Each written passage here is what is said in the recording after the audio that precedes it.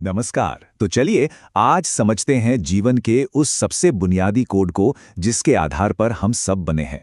आज हम करने वाले हैं वंशागति का आणविक आधार का एक कंप्लीट रिवीजन। ये सफर आपको डीएनए की दुनिया में और भी गहराई तक ले जाएगा। तो शुरू करते हैं। आज की हमारी यात्रा इन 6 हिस्सों में बटी होगी। हम जीवन के आणविक आधार से शुरू करेंगे, फिर डीएनए की खोज और उसकी पैकेजिंग को समझेंगे। इसके बाद प्रतिकृति, अनुलेखन और स्थानांतरण जैसी प्रक्रियाओं को जानेंगे और अंत में जीन रेगुलेशन से होते हुए ह्यूमन जीनोम और डीएनए फिंगरप्रिंटिंग तक पहुंचेंगे। तो सबसे पहला पड़ाव है जीवन का आणविक आधार। यहां हम एकदम बुनियादी सवाल से शुरू करेंगे। आखिर वो कौन सी चीज है जो हमारी सारी जानकारी को सहेज कर रखती है, और ये जानकारी एक पीढ़ी से दूसरी पीढ़ी तक जाती कैसे है? यहीं से हमारी कहानी की असली शुरुआत होती है। इसे ऐसे समझिए, मान लीजिए जीवन एक बहुत बड़ी इमारत है। इस इमारत का जो मास्टर ब्लूप्रिंट है, जिसमें सारी की सारी जानकारी स्टोर है, वो है डीएनए। और आरएनए कौन है? आरएनए वो मैसेंजर है जो इस ब्लूप्रिंट से निर्देश लेकर कंस्ट्रक्शन साइट यानी कोशिका तक जाता है। तो डीएनए का मुख्य काम है जानकारी को स्टोर करना, जबकि आरएनए का काम है उस जानकारी को आगे बढ़ाना और काम में लाना। तो ये जानकारी बहती कैसे है? इसके लिए फ्रांसिस क्रिक ने एक सिद्धांत दिया जिसे कहते हैं सेंट्रल डॉगमा। ये एक वन वे ट्रैफिक की तरह है। जानकारी डीएनए से निकलकर आरएनए में कॉपी होती है। इस प्रोसेस को हम कहते हैं अनुलेखन। फिर आरएनए में जो निर्देश लिखे हैं उनसे प्रोटीन बनता है और इस प्रोसेस को कहते हैं स्थानांतरण। और मजे की बात यह है कि यही प्रोटीन हमारे शरीर के लगभग सारे काम करते हैं। तो अब ये तो पता चल गया कि डीएनए ही हमारा मास्टर ब्लूप्रिंट है, पर सवाल यह है कि ये दिखता कैसा है, इसे खोजा कैसे गया, और सबसे बड़ी बात, इतना लंबा डीएनए एक नन्ही सी कोशिका में पैक कैसे होता है? चलिए इसी को समझते हैं। अगर डीएनए की बनावट को देखें तो ये एक घुमावदार सीढ़ी जैसा है, और इस सीढ़ी की हर एक ईंट या कह लीजिए हर एक यूनिट कहलाती है न्यूक्लियोटाइड। हर न्यूक्लियोटाइड में 3 चीजें होती हैं, एक डीऑक्सीराइबोज शुगर, एक फॉस्फेट ग्रुप और एक नाइट्रोजेनिक क्षार। ये क्षार 4 तरह के होते हैं, ए, जी, सी और टी। यही 4 अक्षर हैं जो जीवन की पूरी भाषा लिखते हैं। और ये सारे न्यूक्लियोटाइड एक दूसरे से 3-5- फॉस्फोडाइएस्टर बॉन्ड से जुड़कर एक लंबी चेन बनाते हैं। और इस खूबसूरत सीढ़ी की बनावट को सबसे पहले 1953 में वॉटसन और क्रिक ने समझाया था। उन्होंने बताया कि ये एक डबल हेलिक्स है, मतलब इसमें 2 चेन्स होती हैं जो एक दूसरे के उल्टी दिशा में यानी एंटी पैरेलल चलती हैं। और इनके बीच के जो क्षार हैं वो एक खास नियम से जुड़ते हैं। ए हमेशा टी से 2 हाइड्रोजन बॉन्ड्स के साथ जुड़ता है और जी हमेशा सी से 3 हाइड्रोजन बॉन्ड्स के साथ। यही नियम डीएनए को इतनी मजबूती और स्थिरता देता है। सोचिए जरा, एक इंसान की कोशिका में लगभग 2 मीटर लंबा डीएनए होता है, तो ये इतनी छोटी सी जगह में फिट कैसे होता है? जवाब है कमाल की पैकेजिंग। प्रोकैरियोट्स में तो ये पैकेजिंग काफी सिंपल होती है। डीएनए कुछ प्रोटीन्स के साथ मिलकर न्यूक्लियोइड में पड़ा रहता है। लेकिन हम जैसे यूकैरियोट्स में ये पैकेजिंग बहुत ही कॉम्प्लेक्स और एडवांस लेवल की होती है, जिसमें हिस्टोन नाम के स्पेशल प्रोटीन मदद करते हैं। यूकैरियोट्स में कहानी और भी दिलचस्प है। यहां पर negatively charge DNA positively charge protein के एक गोले, जिसे हिस्टोन ऑक्टेमर कहते हैं, उसके चारों ओर लिपट जाता है, बिल्कुल वैसे ही जैसे धागे पर मोती पिरोए हों। इस स्ट्रक्चर को कहते हैं न्यूक्लियोसोम। फिर ये न्यूक्लियोसोम और कसकर पैक होकर क्रोमैटिन बनाते हैं। जो क्रोमैटिन ढीला ढाला पैक होता है वो यूक्रोमैटिन कहलाता है और एक्टिव होता है, और जो बहुत कसकर पैक होता है वो हेटेरोक्रोमैटिन कहलाता है और इनएक्टिव होता है। आज तो हम ये सब बातें बड़े आराम से कर रहे हैं कि डीएनए ही जेनेटिक मटेरियल है, पर एक समय था जब ये बात बिल्कुल साफ नहीं थी। प्रोटीन और डीएनए के बीच में एक बड़ी बहस थी। इस गुत्थी को सुलझाने में कई साल लगे। कहानी 1928 में ग्रिफिथ के प्रयोग से शुरू हुई और 1952 में हर्शे और चेस के प्रयोग पर जाकर खत्म हुई, जिसने ये साबित कर दिया कि असली हीरो डीएनए ही है। और वो निर्णायक एक्सपेरिमेंट था हर्शे और चेस का। उन्होंने जो किया वो बहुत ही स्मार्ट था। उन्होंने वायरस लिए और उन्हें 2 अलग अलग ग्रुप में बांटा। एक ग्रुप के प्रोटीन कोड को रेडियो एक्टिव सल्फर से मार्क किया और दूसरे ग्रुप के डीएनए को रेडियो एक्टिव फॉस्फोरस से। ऐसा इसलिए क्योंकि प्रोटीन में सल्फर होता है, डीएनए में नहीं, और डीएनए में फॉस्फोरस होता है, प्रोटीन में नहीं। जब इन वायरस ने बैक्टीरिया को इन्फेक्ट किया तो पता चला कि बैक्टीरिया के अंदर सिर्फ रेडियो एक्टिव फॉस्फोरस गया, मतलब वायरस ने अपना डीएनए अंदर भेजा था, प्रोटीन नहीं। और यहीं पर यह बहस खत्म हो गई। तो एक सवाल उठता है कि डीएनए ही क्यों, आरएनए क्यों नहीं बना जेनेटिक मटेरियल? इसका सीधा सा जवाब है स्टेबिलिटी, यानी स्थिरता। डीएनए एक बहुत ही स्टेबल मॉलिक्यूल है जो जानकारी को सदियों तक बिना किसी बदलाव के स्टोर कर सकता है। वहीं दूसरी तरफ आरएनए बहुत रिएक्टिव और अनस्टेबल होता है, इसलिए वो छोटे मोटे कामों जैसे मैसेंजर बनने के लिए तो ठीक है, पर मास्टर ब्लूप्रिंट बनने के लिए नहीं। ठीक है, तो हमने डीएनए की बनावट, उसकी खोज और पैकेजिंग के बारे में जान लिया। अब आगे बढ़ते हैं और देखते हैं कि ये काम कैसे करता है। यहाँ दो बहुत ही जरूरी प्रक्रियाएं हैं जिन्हें हमें समझना है। पहली है प्रतिकृति, जिसमें डीएनए से डीएनए बनता है, और दूसरी है अनुलेखन, जिसमें डीएनए से आरएनए बनता है। सबसे पहले बात करते हैं प्रतिकृति की, यानी रेप्लिकेशन की। ये वो प्रोसेस है जिससे डीएनए अपनी एग्जैक्ट कॉपी बनाता है, और ये होता है एक सेमी कंजर्वेटिव या अर्ध संरक्षी तरीके से। अब इसका मतलब क्या है? बड़ा सिंपल है। जब डीएनए कॉपी होता है तो उसकी दोनों चेन्स अलग हो जाती हैं, और हर पुरानी चेन अपने सामने एक नई चेन बना लेती है। तो हर नए डीएनए में एक चेन पुरानी होती है और एक नई। इस काम का हीरो है एक एंजाइम जिसका नाम है डीएनए डिपेंडेंट डीएनए पॉलीमरेज। लेकिन इसकी एक शर्त है, यह सिर्फ एक ही डायरेक्शन में काम कर सकता है, 5 प्राइम से 3 प्राइम की ओर। इसकी वजह से एक चेन पर तो सिंथेसिस लगातार होती जाती है, जिसे हम लीडिंग स्ट्रैंड कहते हैं, पर दूसरी चेन पर इसे टुकड़ों में काम करना पड़ता है, जिसे हम लैगिंग स्ट्रैंड कहते हैं। इन टुकड़ों को ओकाज़ाकी फ्रैगमेंट्स कहते हैं, जिन्हें बाद में डीएनए लाइगेज नाम का एंजाइम आकर जोड़ देता है। अच्छा, तो रेप्लिकेशन में तो डीएनए से डीएनए बना। अब देखते हैं अनुलेखन, यानी ट्रांसक्रिप्शन। इसमें डीएनए से जानकारी की एक कॉपी बनाई जाती है, लेकिन इस बार कॉपी बनती है आरएनए के रूप में। हम कह सकते हैं कि डीएनए की भाषा को आरएनए की भाषा में लिखा जा रहा है। इस पूरे प्रोसेस को करने के लिए डीएनए के एक हिस्से की जरूरत होती है, जिसे हम कहते हैं ट्रांसक्रिप्शन यूनिट। इसके 3 मेन हिस्से होते हैं, और इसे एक ट्रेन की सफर से समझना बड़ा आसान है।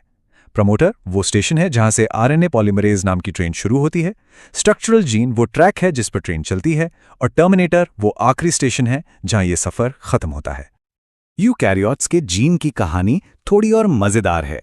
इसे एक फिल्म की तरह सोचिए, जिसमें मेन सीन भी हैं और बीच बीच में एड्स भी आते हैं। जो काम के सीन हैं जिनमें असली कहानी है वो है एक्सॉन, और जो बीच के गैर जरूरी एड्स हैं वो हैं इंट्रॉन।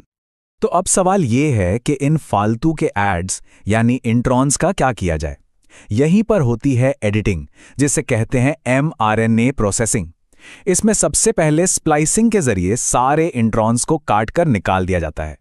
फिर mRNA के 5 सिरे पर एक कैप लगा दी जाती है और 3 सिरे पर एक पॉली ए टेल जोड़ दी जाती है। ये कैपिंग और टेलिंग इसे सुरक्षा देते हैं और न्यूक्लियस से बाहर निकलने में मदद करते हैं। बहुत बढ़िया। तो अब हमारे पास एक साफ सुथरा एडिट किया हुआ mRNA का मैसेज तैयार है। लेकिन इस मैसेज में लिखा क्या है, इसे पढ़ेंगे कैसे? इसके लिए हमें सीखनी होगी जेनेटिक कोड की भाषा, और फिर देखेंगे कि कैसे इस भाषा को ट्रांसलेट करके प्रोटीन बनता है। जेनेटिक कोड की भाषा के कुछ नियम हैं। पहला, ये ट्रिपलेट है, यानी 3 न्यूक्लियोटाइड का एक शब्द बनता है, जिसे हम कोडॉन कहते हैं। हर कोडॉन एक अमीनो एसिड को कोड करता है। दूसरा, ये डीजेनरेट है, मतलब एक ही अमीनो एसिड के लिए एक से ज्यादा कोडॉन हो सकते हैं। तीसरा, ये लगभग यूनिवर्सल है, मतलब बैक्टीरिया से लेकर इंसान तक सब में एक ही कोड इस्तेमाल होता है। AUG इसका स्टार्ट कोडॉन है, और UAA, UAG और UGA इसके स्टॉप कोडॉन है। तो अब जब हमने कोड की भाषा समझ ली है, तो आते हैं असल काम पर, स्थानांतरण यानी ट्रांसलेशन। ये वो प्रोसेस है जिसमें mRNA के मैसेज को पढ़कर प्रोटीन की एक चेन बनाई जाती है। और ये काम कहाँ होता है? ये होता है सेल की प्रोटीन फैक्ट्री में, जिसका नाम है राइबोसोम। अब राइबोसोम तो फैक्ट्री है, पर उसे सही अमीनो एसिड लाकर कौन देगा? यहाँ आता है हमारा हीरो tRNA यानी ट्रांसफर आरएनए। ये एक अडेप्टर या ट्रांसलेटर की तरह काम करता है। इसकी क्लोवर लीफ जैसी बनावट होती है। इसके एक सिरे पर एंटीकोडॉन लूप होता है जो mRNA के कोडॉन को पढ़ता है, और दूसरे सिरे पर ये उसी कोडॉन के हिसाब से सही अमीनो एसिड को पकड़कर लाता है।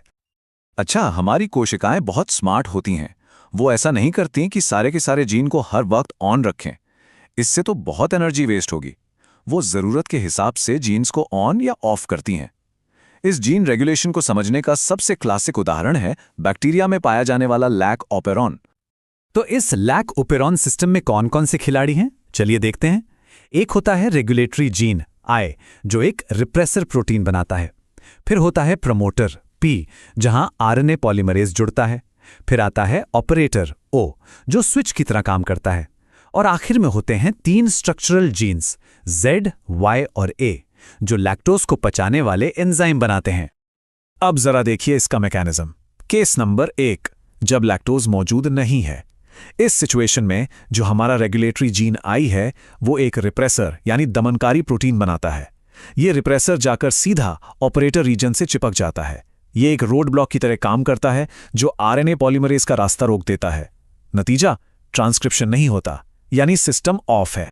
लेकिन अब सिचुएशन बदलती है। मान लीजिए बैक्टीरिया को खाने में लैक्टोज मिल गया। अब क्या होगा? ये लैक्टोज जो यहां एक इंड्यूसर का काम कर रहा है, वो जाकर सीधे रिप्रेसर प्रोटीन से जुड़ जाता है और उसे इनएक्टिव कर देता है। अब रिप्रेसर ऑपरेटर से नहीं जुड़ सकता। रोड ब्लॉक हट गया, आरएनए पॉलीमरेज का रास्ता साफ है और वो आगे बढ़कर स्ट्रक्चरल जीन्स का ट्रांसक्रिप्शन शुरू कर देता है। मतलब सिस्टम ऑन हो गया। तो अब हम अपने सफर के आखिरी हिस्से में पहुंच गए हैं। यहां हम देखेंगे कि डीएनए की इस गहरी समझ का इस्तेमाल हम इंसानों ने कैसे किया है।